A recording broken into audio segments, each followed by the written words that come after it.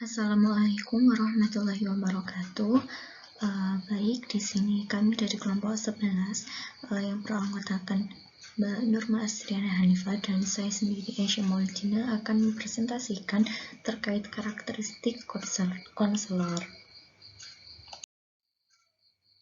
Pada pembahasan kali ini terkait materi karakteristik konselor, di sini ada 4 materi yang akan kita diskusikan bersama-sama. Yang pertama terkait definisi konselor itu sendiri, yang kedua terkait karakteristik konselor, yang ketiga terkait kepribadian konselor, kemudian yang ketiga terkait kepribadian konselor yang efektif, kemudian yang keempat terkait perilaku konselor dalam proses layanan BK atau bimbingan konseling itu sendiri. Di sini yang pertama terkait definisi konselor.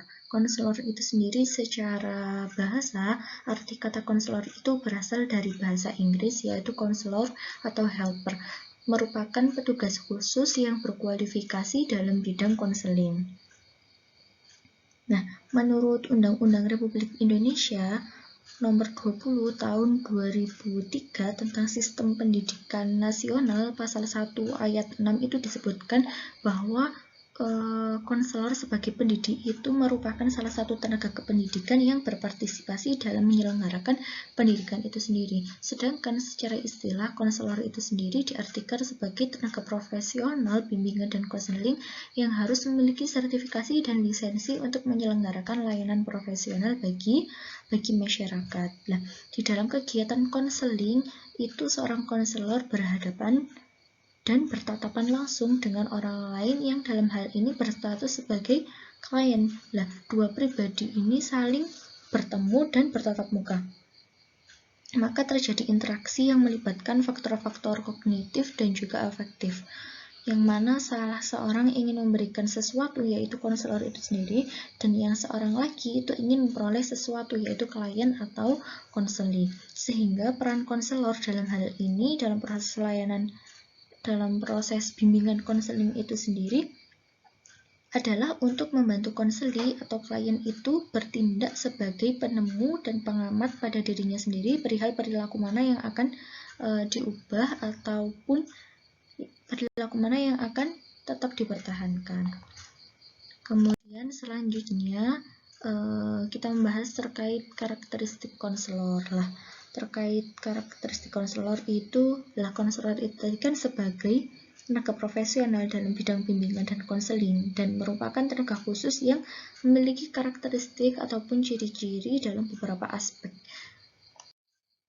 Karakteristik konselor dalam beberapa aspeknya itu ada 4. Yang pertama itu karakteristik konselor itu sendiri pada aspek kepribadiannya dan juga karakteristik konselor pada aspek pengetahuannya. Yang ketiga karakteristik konselor pada aspek keterampilannya, dan juga yang terakhir terkait karakteristik konselor dalam aspek pengalamannya. Yang pertama kita membahas karakteristik konselor pada aspek kepribadiannya. Nah, secara umum berdasarkan aspek kepribadiannya, karakteristik secara umum itu berkaitan dengan kedudukan konselor sebagai tenaga pendidik. Menurut Sukartini di antara karakteristik konselor secara umum berdasarkan aspek kepribadiannya secara umum itu, yang pertama karakteristiknya yakni seorang konselor itu harus beriman dan bertakwa kepada Tuhan Yang Maha Esa. Karakteristik tersebut bisa nampak dari perilaku keseharian konselor dalam memperlakukan konselinya dan dalam mengambil suatu keputusan. Yang kedua, berpandangan positif dan dinamis tentang manusia sebagai makhluk sosial, spiritual, dan individual. Maksudnya, konselor itu sebaiknya memperlakukan konseli sebagai individu normal yang sedang berkembang dengan segala kekuatan dan kelemahannya dalam hidup bermasyarakat, bukan memperlakukan konseli dengan semena-mena sesuka hatinya. Yang ketiga, menghargai harkat dan martabat manusia dan juga hak asasi manusia. Jadi konseli itu sendiri, maksudnya konselor harus memperlakukan konselinya itu secara sama, tidak membeda-bedakannya. Sebab konseli itu pun memiliki hak asasi manusia yang harus dihargai dan tidak boleh bagi seorang konselor itu untuk mengabaikan perlakuan yang seharusnya diberikan kepada konselingnya. Nah, kemudian yang keempat, ada menampilkan nilai, norma, dan juga moral atau akhlak mulia yang berlaku. Konselor itu perlu bertindak sesuai dengan nilai, norma, dan juga moral yang berlaku dalam setiap aktivitas sehari-harinya. Kemudian yang selanjutnya ada menampilkan integritas dan stabilitas kepribadian dan kematangan emosional. Maksudnya konselor itu harus memiliki kepribadian yang utuh dan memiliki kestabilan emosi yang mantap agar tidak mudah terpengaruh oleh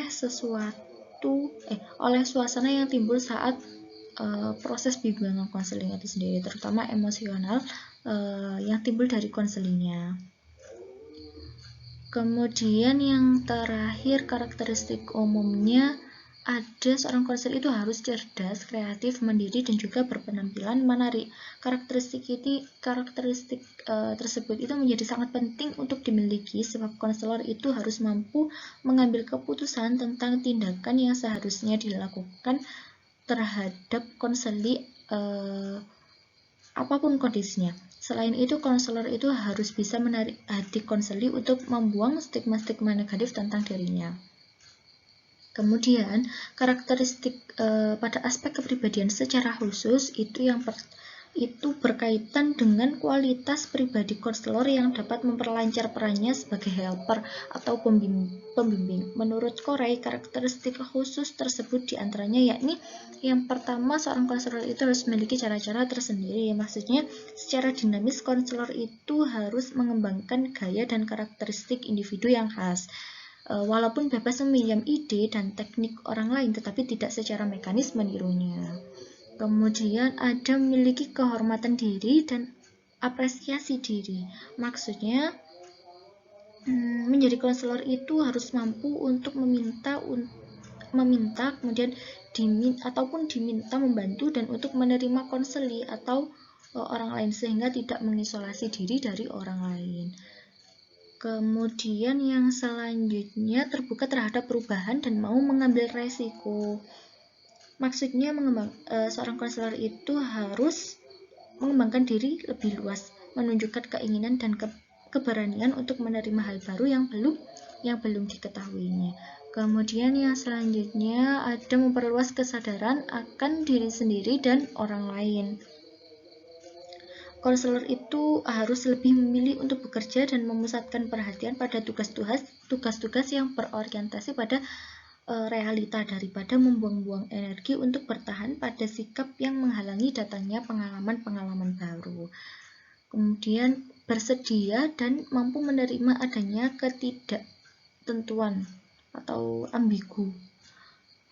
Nah, di sini seorang konselor itu menganggap ketidaktentuan atau adanya ambigu tersebut itu sebagai sesuatu yang menarik, sehingga mereka membentuk kekuatan egonya, mengembangkan karakteristik percaya dirinya, dan terdorong melakukan eksperimen-eksperimen dengan perilaku baru yang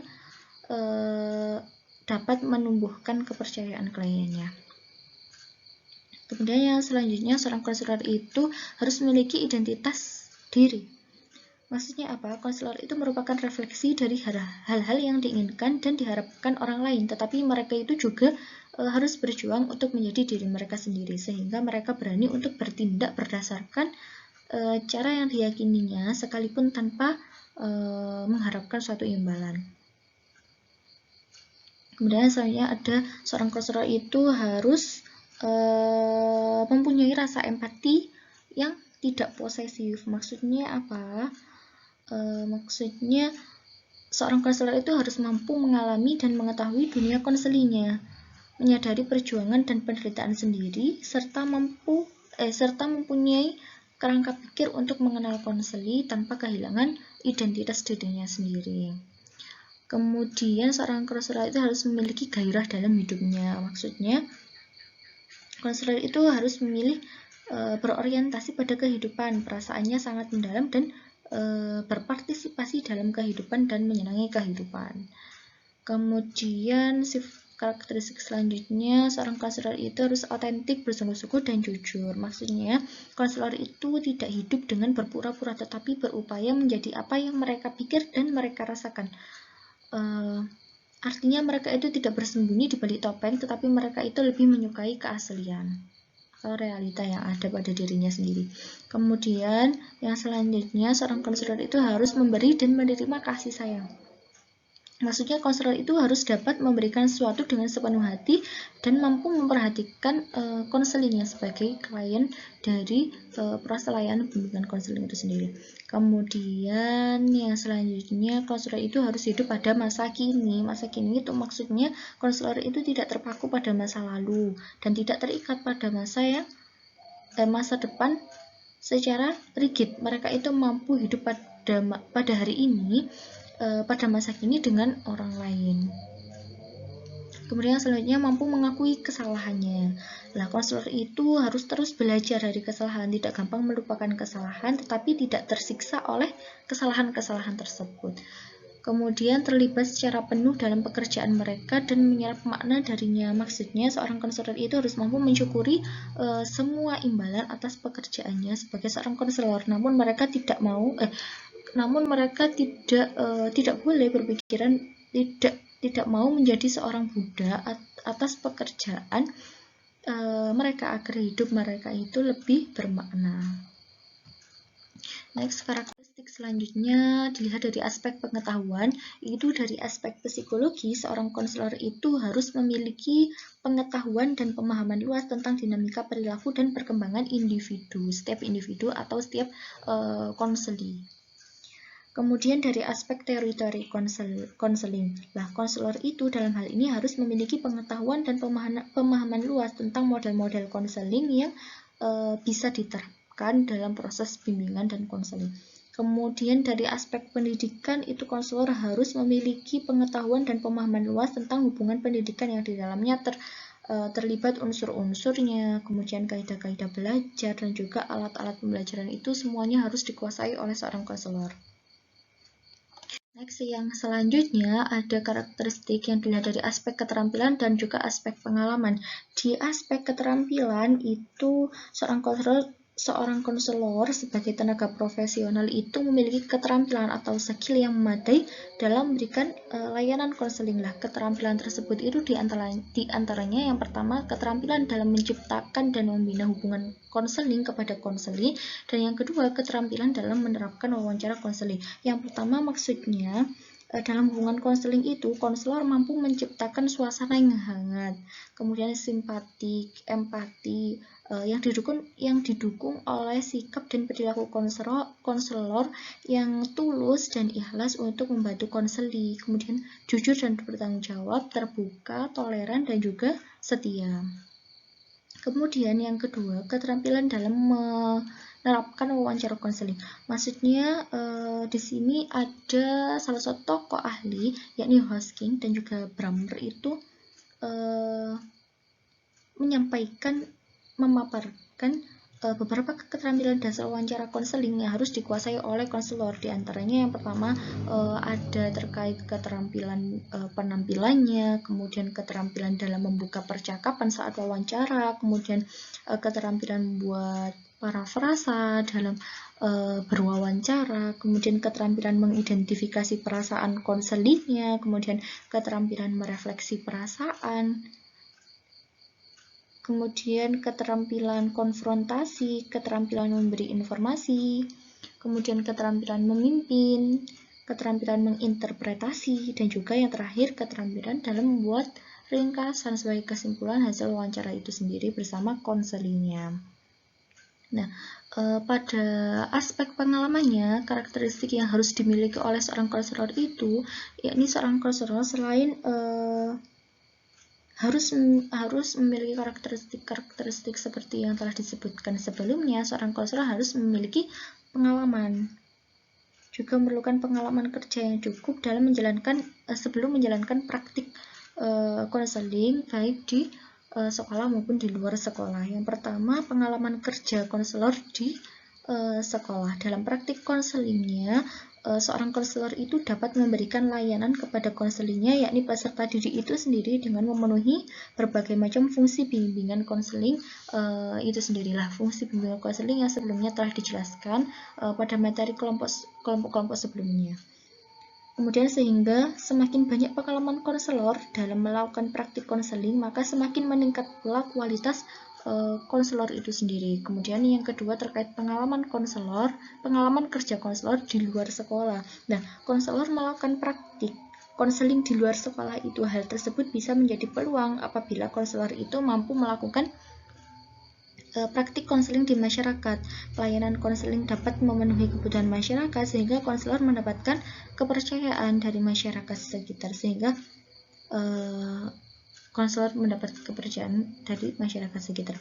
Nah, sebaliknya menjadikannya sebuah tantangan sebab tuntutan terhadap konselor agar mampu menjamin mutu pelayanan konseling. Lah, bila tidak, ia akan kehilangan kepercayaan dari masyarakat sehingga menyebabkan kerugian akan eksistensi profesi konselingnya. Baik, selanjutnya terkait kepribadian konselor yang efektif akan dijelaskan oleh rekan saya, Mbak Norma. Terima kasih dari saya. Wassalamualaikum warahmatullahi wabarakatuh.